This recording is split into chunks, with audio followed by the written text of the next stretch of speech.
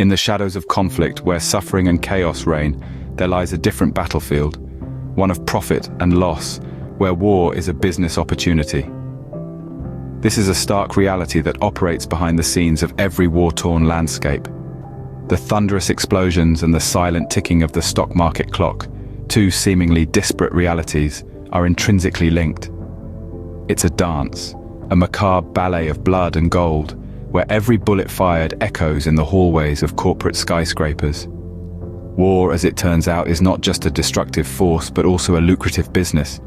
The Russia-Ukraine conflict has been a prolonged one, but there are those who see opportunity amidst the chaos.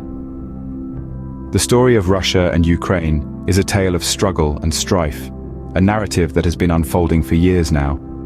Yet in the dark recesses of this conflict, there are those who find not destruction, but opportunity. Experts on military economics have often pointed out that war is not just a cataclysm of violence, but also a lucrative business. The machinery of war needs to be churned out consistently, and hence the manufacturers of these arms witness a surge in their profits. As the conflict between Russia and Ukraine has escalated, so too have the stock prices of these defense companies. It's a stark contrast, isn't it? On one hand, we see neighborhoods reduced to rubble, families torn apart, and lives irrevocably altered. On the other, we see the serene corporate offices of defense contractors, their profits steadily climbing as the conflict endures. It's a juxtaposition that's as jarring as it is thought-provoking. Yet, it's not just the defense companies that stand to gain. Private military contractors too profit from the prolonged conflict. They provide everything from logistics and support to actual combat services, all for a hefty fee. The longer the conflict continues, the more these contractors stand to earn. So, while the world watches in despair as the conflict between Russia and Ukraine rages on, there are those who are silently profiting from it. For them, the sound of gunfire is not just a signal of strife, but also a call to profit. In this landscape of destruction and despair, these entities find a chance to fill their coffers. They thrive in the shadows of conflict, turning tragedy into opportunity and pain into profit.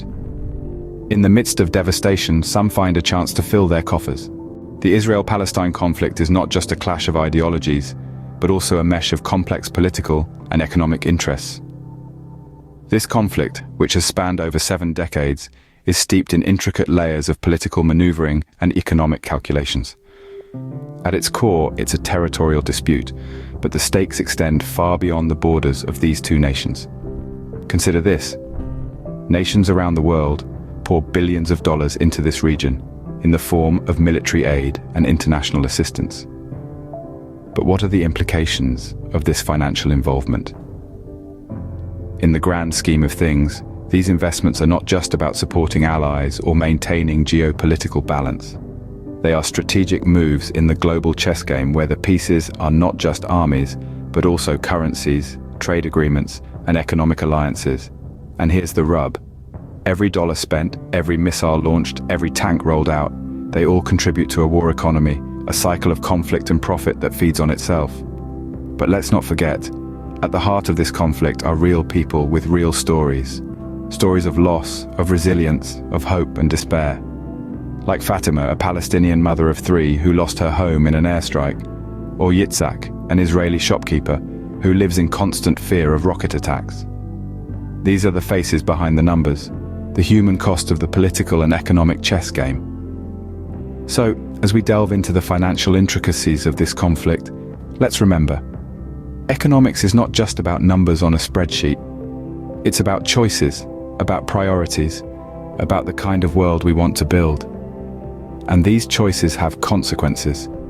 For Fatima, for Yitzhak, and for millions of others caught in the crossfire, these consequences are not just abstract concepts. They are a daily reality, a constant reminder of a world that's been torn apart by conflict. In the dance of power, it's often the innocent who pay the price. The repercussions of war economies reach far beyond the battlefield. They permeate into the global markets, influencing both the economic and political landscapes, often in ways that are not immediately apparent. When conflict arises, the demand for weapons and military equipment surges. This demand, in turn, fuels the engines of defense industries worldwide. And the effect isn't limited to the countries at war. It extends to the global economy, causing ripples that can be felt in the stock markets of nations far removed from the epicenters of conflict. But here's the catch. These defense industries, these purveyors of war machinery, they don't operate in a vacuum. Their influence seeps into the corridors of power, swaying policies and decisions. Through lobbying efforts, they mold the narrative, often under the guise of national security or strategic interests. And so, a vicious cycle ensues. Conflict spurs demand, which fuels the defense industries, which in turn influences policy, potentially perpetuating the very conflict that started it all. This is the unseen impact of war economies, a complex web of interconnections that ties the fates of people and nations to the business of war. And while the battlefield may be miles away, the repercussions are felt at home, in the fluctuating numbers of the stock market, in the policies that govern us, in the narrative that shapes our views. The ripples of war economies extend, influencing the world in unseen ways. Behind the economics and politics lies a profound ethical question. As we delve into this dark underbelly of warfare, we confront a moral paradox that leaves us grappling for answers. Can we, in good conscience, accept the reality of an economy that thrives on conflict and destruction? This is a question philosophers, ethicists, and historians have wrestled with for generations. From the ancient Greeks questioning the ethics of war, to modern thinkers scrutinizing the morality of military-industrial complexes, the debate rages on. The philosopher might argue that war, in itself, is a moral abomination, and so profiting from it is a double offense against humanity. The ethicist might counter this by highlighting the complexities of our world, where sometimes the lesser of two evils must be chosen. The historian, on the other hand, might remind us of the cyclical nature of human conflict, a pattern seemingly woven into the very fabric of our existence. But amidst these intellectual debates, we must not lose sight of the human element. Each bullet manufactured, each missile launched, carries with it a human cost. Lives lost, families torn apart, communities shattered. These are the real prices paid in the business of war. So we return to our original question, one that hangs heavily in the air, demanding introspection. Is profiting from destruction and despair morally justifiable? The cost of war is not just counted in dollars and cents, but in lives and suffering. We've delved into the depths of conflict economies, revealing a sobering reality where profit is extracted from chaos. This is a stark reminder of the human cost that lies beneath the surface of these economic calculations. We must grapple with the moral implications of such a system.